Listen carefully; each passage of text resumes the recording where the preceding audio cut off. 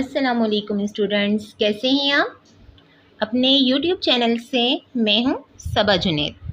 जैसा कि आपको मालूम है कि अपने इस चैनल पर हम स्टूडेंट्स की हेल्प के लिए मुख्तलिफ सब्जेक्ट्स की वीडियोस अपलोड करते हैं।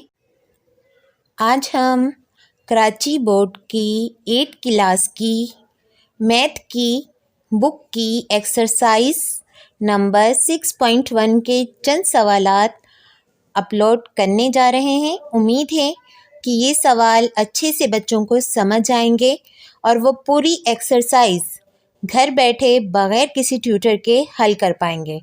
तो चलिए स्टार्ट करते हैं अपना आज का लेसन। जी स्टूडेंट, अब हम आ गए हैं अपनी शीट पर और हल करने जा रहे हैं एक्सरसाइज 6.1। इस एक्सरसाइज में हमें कहा गया है कि मुनासिब कुलिये की मदद से ज़ेल को हल करें, यानी कि यहाँ पर एक से ज़्यादा फार्मूला यूज़ हो सकते हैं। सवाल लिख लेते हैं। 105 का होल स्क्वायर यानी कि 105 का होल स्क्वायर हमें यहाँ मालूम करना है।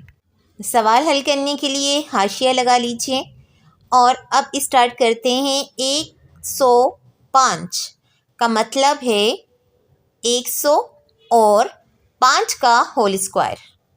तो जब हमारे पास यहाँ दो रकमें हैं, तो जैसे पहले भी आपको मैं बता चुकी हूँ, जब हमारे पास ऐसी सिचुएशन आ जाए कि एक रकम फिर जमा का निशान और फिर दूसरी रकम और दोनों का हमें होल स्क्वायर निकालना हो, तो हम यहाँ फॉर्मूला पुट करेंगे जो कि है a प्लस बी का होल स्क्वायर यानी कि A square plus 2ab plus B square, और इसी के अकॉर्डिंग हम अपना इस रकम को फॉर्मूले में पुट करेंगे।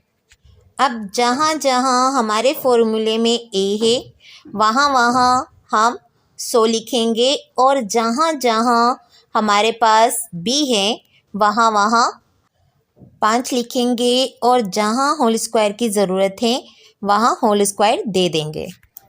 100 के ऊपर होल स्क्वायर है यानी 100 को 100 से ही ज़रब देना है और ज़रब देने के बाद आता है 10,000, यानी कि 200 के ज़ीरो और अगले 100 के भी 2 ज़ीरो, तो हम इन दोनों ज़ीरो को आपस में मिला देंगे तो हमारे पास आ जाएगा 10,000। इसी तरीके से हमें 5 का भी होल स्क्वायर मालूम करना है। 5 को 5 से ज़रब देंगे तो आ जाएगा हमारे पास 25। अब पुट करेंगे वैल्यू, यानी कि जब हम 100 जमा 5 का होल स्क्वायर करते हैं तो 100 को 100 से ज़रब देकर 10,000 आ जाता है। दो फॉर्मूले का 2 से 5 जब ज़रब होगा तो आ जाएगा 10 यानी कि 1000, और फिर 5 को 5 से ज़रब देंगे तो आ जाएगा 25। अब हम करेंगे इन सबको जमा, और जमा करने के लिए हम पहली रकम यानी 10,000 फिर 1000 और फिर 25 को जमा करेंगे, और जमा करने पर आप देखिए पहली लाइन से हमारे पास आया 5, दूसरी से आया 2, फिर आया 0, 1 और 1, यानी कि हमारे पास आ गई फुल रकम 11,025। तो व्यूअर्स आ गया हमारा जवाब जो कि है 11025 यानी कि 11,025। हमारे ये जवाब यहाँ मुकम्मल हुआ, लेकिन अभी आपकी एक्सरसाइज में काफ़ी पैटर्न बाकी हैं। तो यहाँ पर आपको मैं 2 और सवाल सिखा रही हूँ जो कि अलग तरीके से हल होंगे, यहाँ तक कि अलग कुलिया भी यानी फार्मूला उसमें यूज़ हो रहा है। तो चलते हैं अपनी सेकंड शीट पर।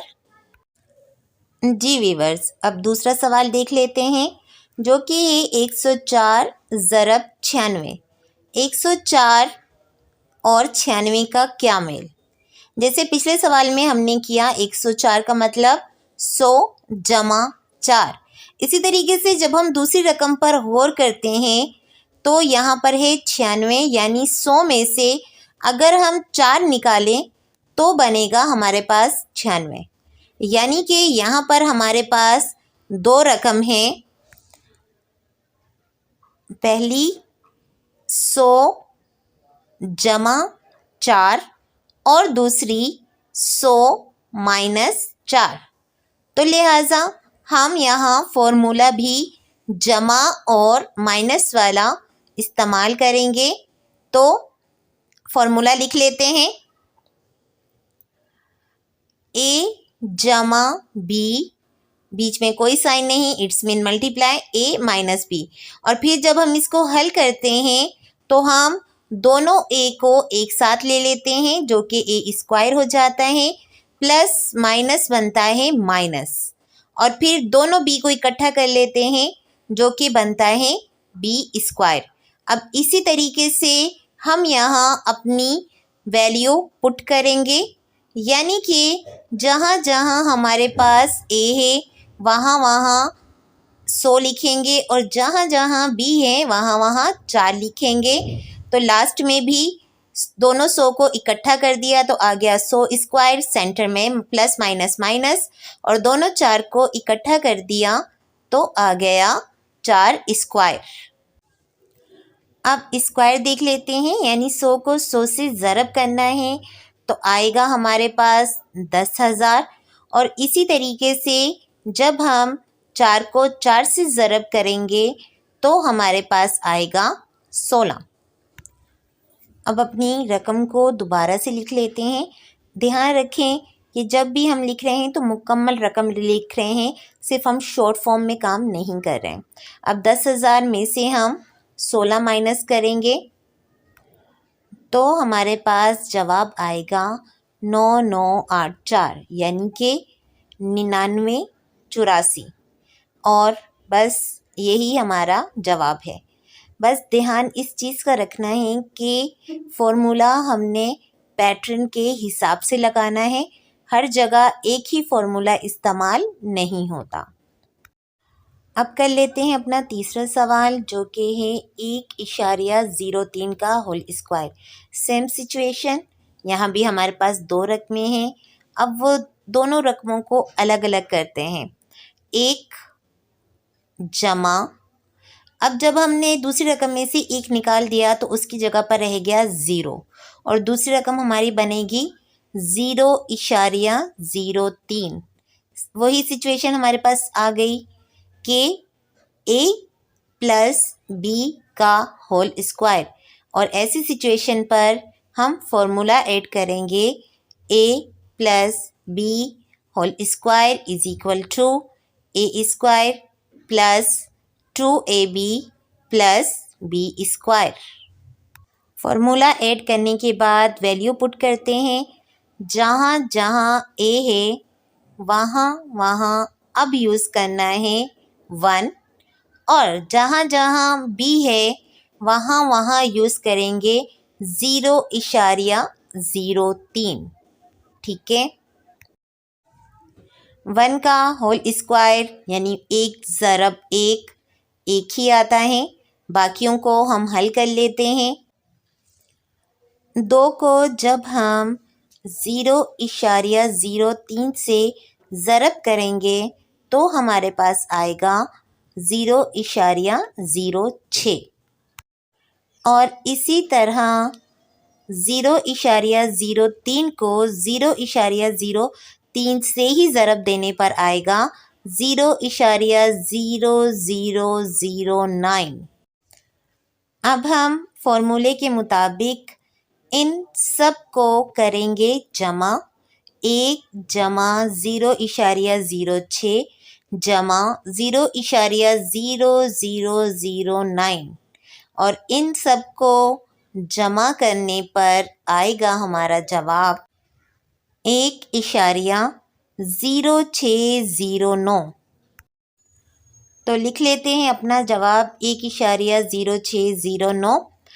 तो आई होप कि आपको ये तीनों सवाल अच्छे से समझ आए होंगे।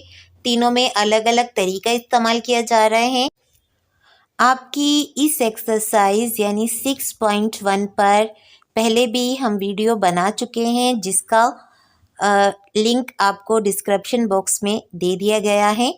तो आई होप कि अब आपको एक्सरसाइज 6.1 को हल करने में कोई भी परेशानी नहीं होगी। जी व्यूअर्स, अभी आपको मैथ के सवालात समझाए गए और बहुत ही आसान तरीका इस्तेमाल किया गया ताकि आप अच्छे से समझ सकें। अगर आपको ये अच्छे से समझ आया है और अगर आपको हमारी वीडियो अच्छी लगी है तो वीडियो को ज़रूर लाइक और शेयर करें।